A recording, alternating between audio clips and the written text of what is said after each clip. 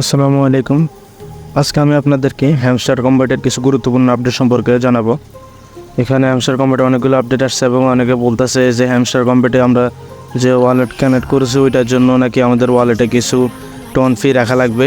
তারপরে আবার per hour আমাদের যে কয়েনের অ্যাকাউন্টের যে কয়েন ব্যালেন্স ওটাই খালি করে ফেলবো নাকি এটা যে ব্যালেন্স আছে ওইটাই রাখবো। তারপরে পার আওয়ার প্রফিট এখানে কত রাখলে ভালো হবে, এখানে সব কিছু সম্পর্কে বলবো এখন। তো ফার্স্টে আমি ওয়ালেটের ব্যাপারটা বলি। এখানে আমরা সবাই এয়ারড্রপ অপশন থেকে, যারা এখন ওয়ালেট কানেক্ট করেন এয়ারড্রপ অপশন থেকে আপনারা সবাই আপনাদের টোন কিপার ওয়ালেটটা এখানে কানেক্ট করে রাখবেন।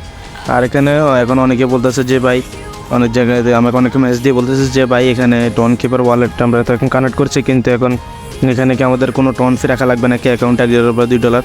এখন বর্তমানে এরকম কোনো আপডেট আসে না যে ফি এখন রাখা লাগবে নাকি লাগবে না।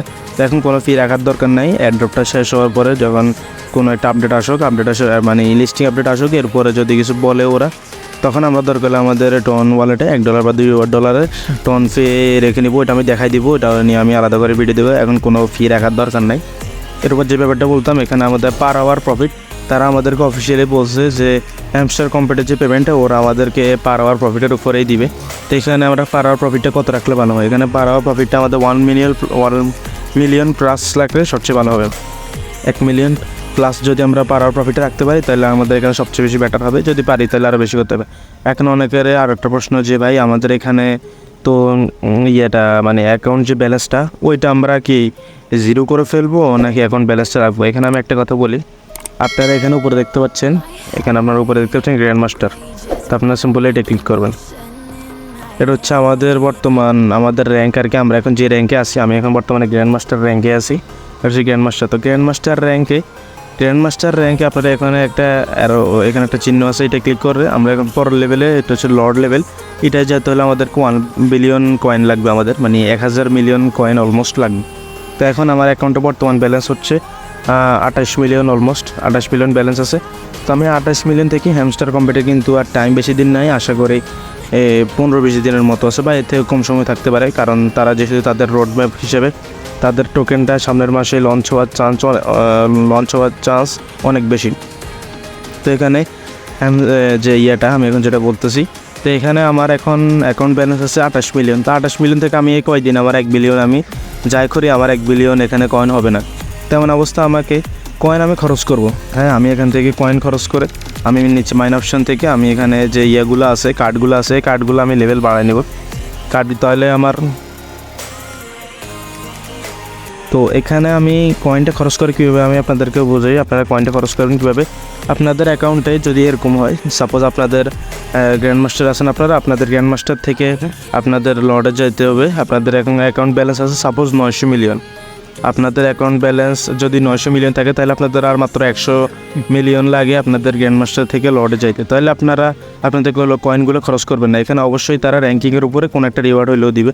তাহলে আপনাদের কয়েন খরচ না করে আপনাদের একটা আন্দাজ আছে যে আপনাদের গ্র্যান্ড মাস্টার থেকে আপনারা কি লর্ডে যাইতে পারবেন, যে আপনাদের কয়েন কত আছে, এটা অবশ্যই আপনাদের একটা আন্দাজ আছে অবশ্যই।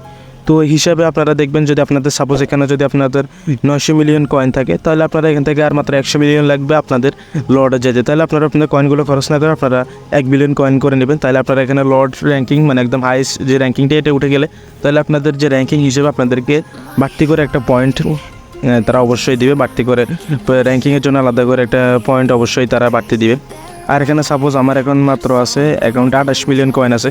আমি 28 মিলিয়ন থেকে আমি এখন 1 বিলিয়নে যেতে পারবো না, কারণ 28 মিলিয়ন থেকে 1 বিলিয়ন যেতে গেলে আমার এখন অলমোস্ট এক হিসেবে বলতে গেলে 1000 মিলিয়নে লাগবে, পুরো 1 বিলিয়ন কয়েন আমার লাগবে। তো এত কম সময় আমার 1 বিলিয়ন কয়েন করা পসিবল না। তো এমন অবস্থা আমি কী করবো, আমি আমার কয়েনগুলো খরচ করে এখানে মাইন অপশন থেকে আমি আবার কার্ডগুলোর লেভেলগুলো বাড়িয়ে নেবো। তো এখানে কোন কার্ডগুলোর লেভেল বাড়লে ভালো হবে ওইটা নিয়ে আমি টেলিগ্রাম গ্রুপে আমি একটা চার্ট দিয়ে দিছি, ওইখানে আমি দেখাই দিছি যে কোন কোন কার্ডগুলো লেভেল বাড়াইলে আমাদের per hour profit per hour যে প্রফিটটা এটা তাড়াতাড়ি বাড়বে।